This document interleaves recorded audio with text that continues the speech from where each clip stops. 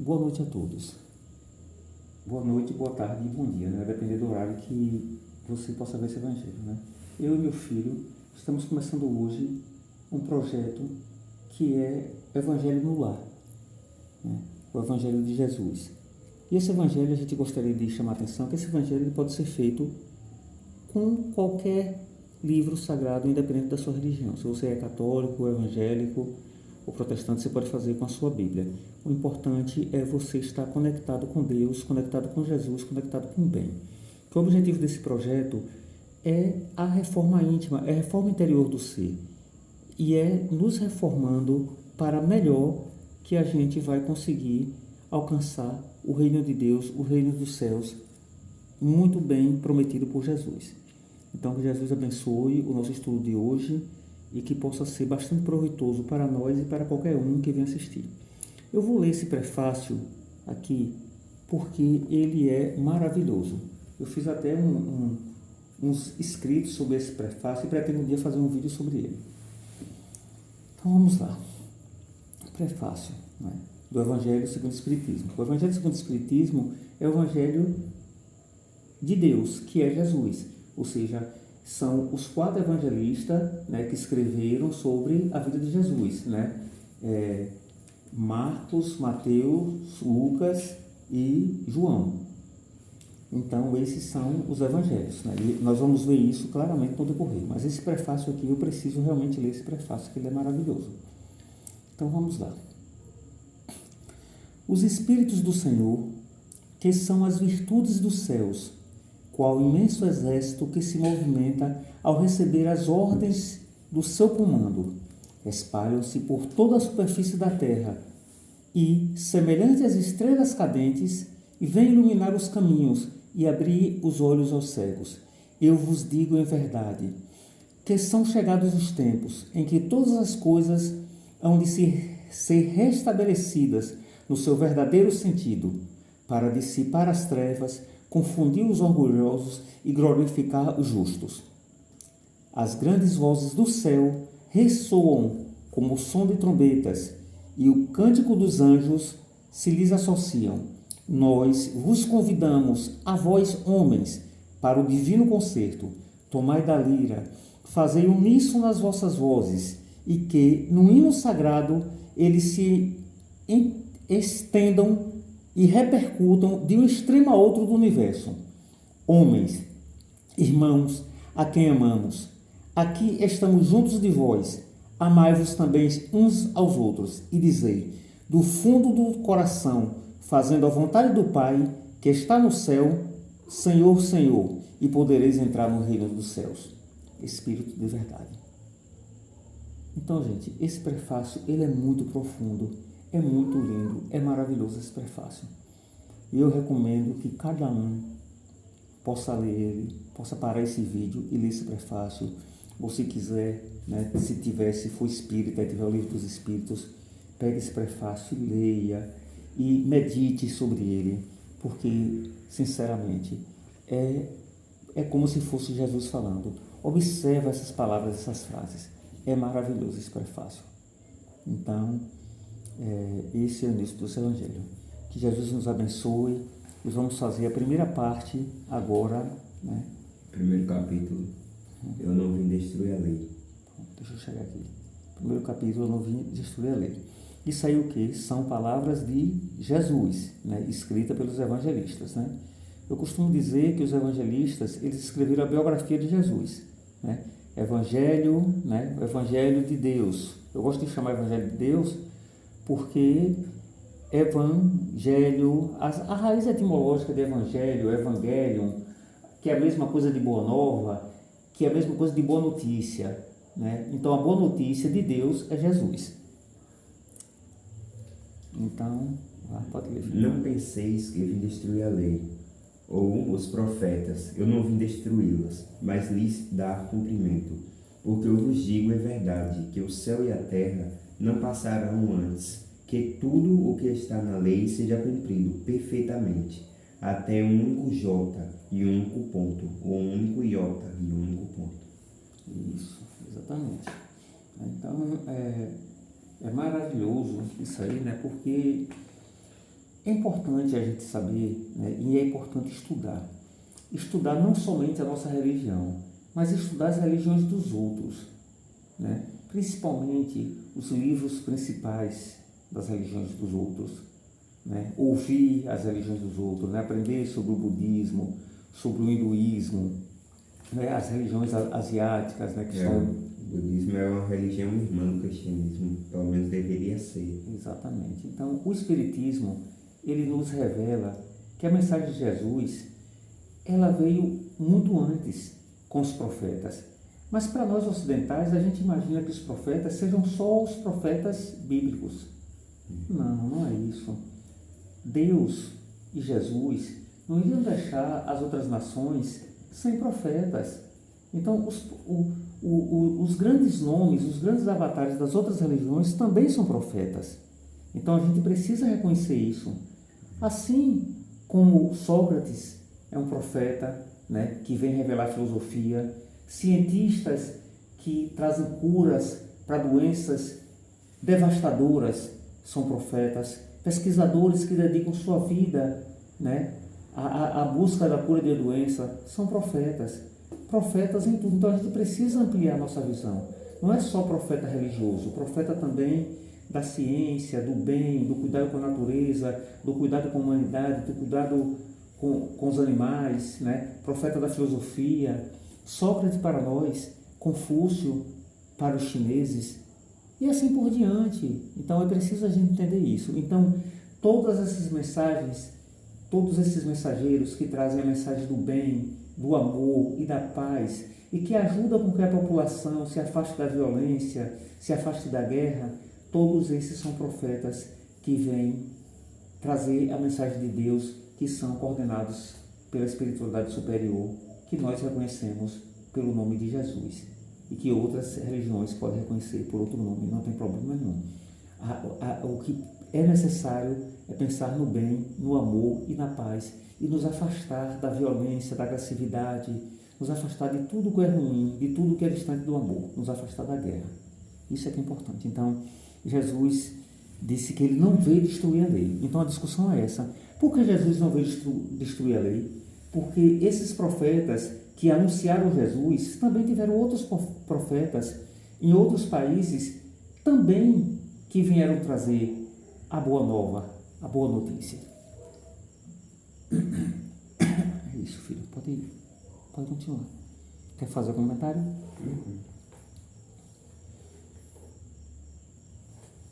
Há duas partes distintas na lei mosaica: a lei de Deus, promulgada sobre o Monte Sinai, e a lei civil ou disciplinar estabelecida por Moisés.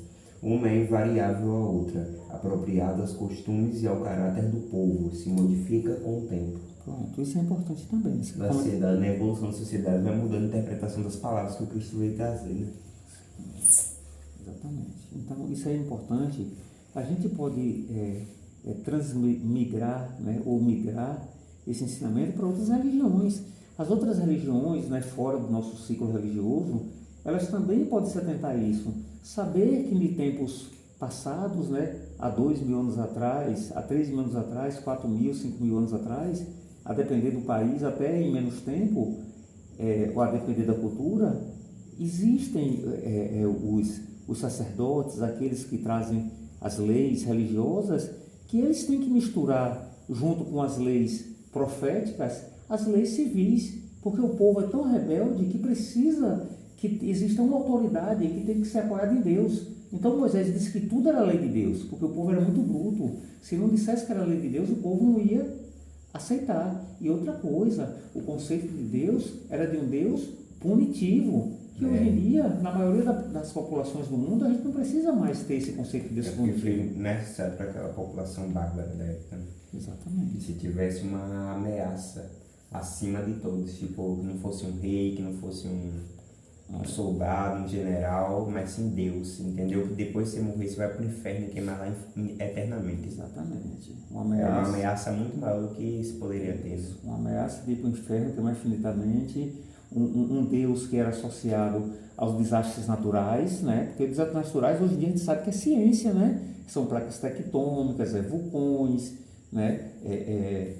climatologia, são furacões. Então a gente sabe, mas antigamente se associava tudo ao Deus punitivo, né? Então hoje não precisa mais, a gente já tem ciência e consciência. A lei de Deus está formulada nos 10 mandamentos seguintes.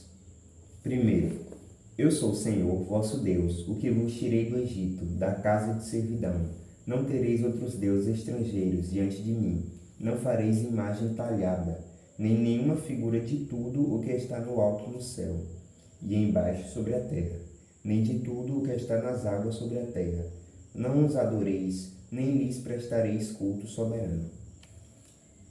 2. É um aviso isso aí, né? Só não pode se tirar uma interpretação má. Exato. Pode ler. 2. Não tomeis em vão o nome do Senhor vosso Deus.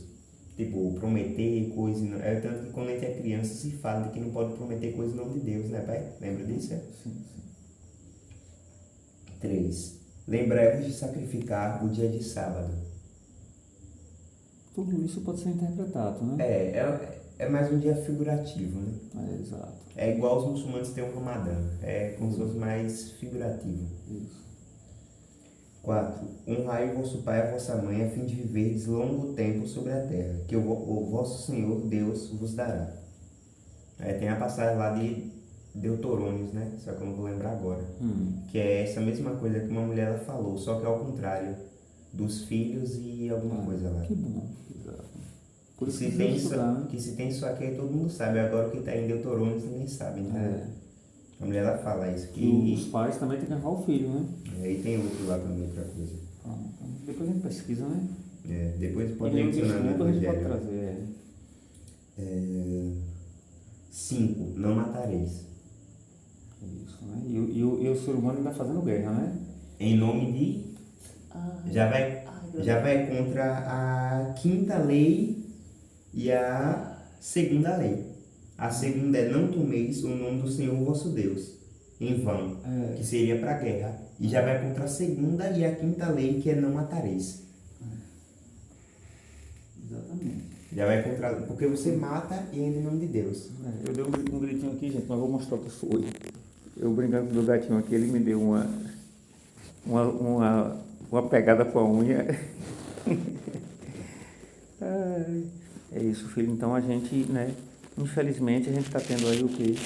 A gente está tendo a guerra ainda, né? Tem a guerra que o pessoal tem interesse de mostrar, né? Que é a guerra da Ucrânia, que acabou agora, né? Acabaram com a Ucrânia, né? Acabaram com a Ucrânia e depois repartiram ela no meio. Então, mas deixa para lá, não vamos falar disso não. Então, mas tem um monte de guerra, infelizmente, no mundo, né? Muitas guerras no Oriente Médio, muitas guerras na África, né? Então, e a Bíblia já diz há muito tempo, né? Não matarás, né? E o ser humano continua matando. Em nome de Deus. E levando uma cruz cristã. Entendeu? É uma pena. Aqui no pescoço, no braço, todo lugar. Mas vamos lá. 6. Não cometereis adultério. 7. 7. Não furtareis. 8. Não fareis falso testemunho contra o vosso próximo. Falar mal do outro ou errado, né? 9. Não desejareis a mulher do vosso próximo. Porque na época talvez tinha muito disso, né? 10. Não desejareis a casa do vosso próximo, nem seu servidor, nem sua serva, nem seu boi, nem seu asno, nem nenhuma de todas as coisas que lhe pertencem. Casa, as coisas pessoais. Esta é a lei de todos os tempos e de todos os países, e tem por isso mesmo um caráter divino. Todas as outras são leis estabelecidas por Moisés, obrigado a manter pelo temor um povo naturalmente turbulento e indisciplinado, no qual tinha que combater os abusos enraizados e os preconceitos hauridos na servidão do Egito, porque naquela época os judeus eram escravizados no Egito, ali mais ou menos perto do Monte Sinai. E ele está explicando aquela questão da necessidade de manter o povo sob uma lei severa, né? Para dar autoridade às suas leis. Ele deveu lhes atribuir a origem divina, assim como fizeram todos os legisladores de povos primitivos. A autoridade do homem deveria se apoiar sobre a autoridade de Deus. Mas só a ideia de um Deus terrível poderia impressionar homens ignorantes, nos quais o senso moral e o sentimento de uma delicada justiça eram ainda pouco desenvolvidos. É bem evidente que aquele que tinha colocado nos seus mandamentos, tu não matarás, tu não farás mal ao teu próximo, não poderia se contradizer, fazendo delas um dever de extermínio, as leis mosaicas, propriamente ditas. Tinham, pois, um caráter essencialmente transitório.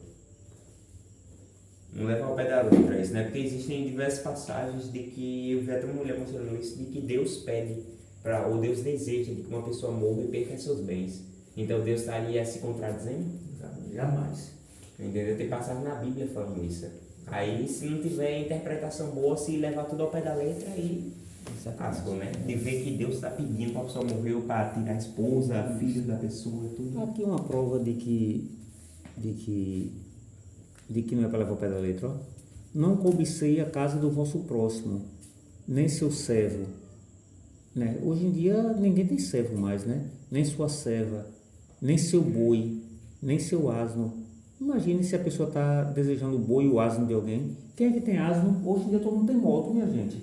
Todo mundo tem moto e ninguém tem boi, não. A pessoa compra a carne do boi no supermercado. Então, isso é só uma prova simples. Nós acharemos dezenas, centenas de provas de que a mensagem de Jesus é para ser interpretada de acordo com o tempo. Agora, lógico, interpretada com bom senso. Com bom senso. Né? Com bom senso, com amor, com respeito, com devido respeito que Jesus e Deus merecem.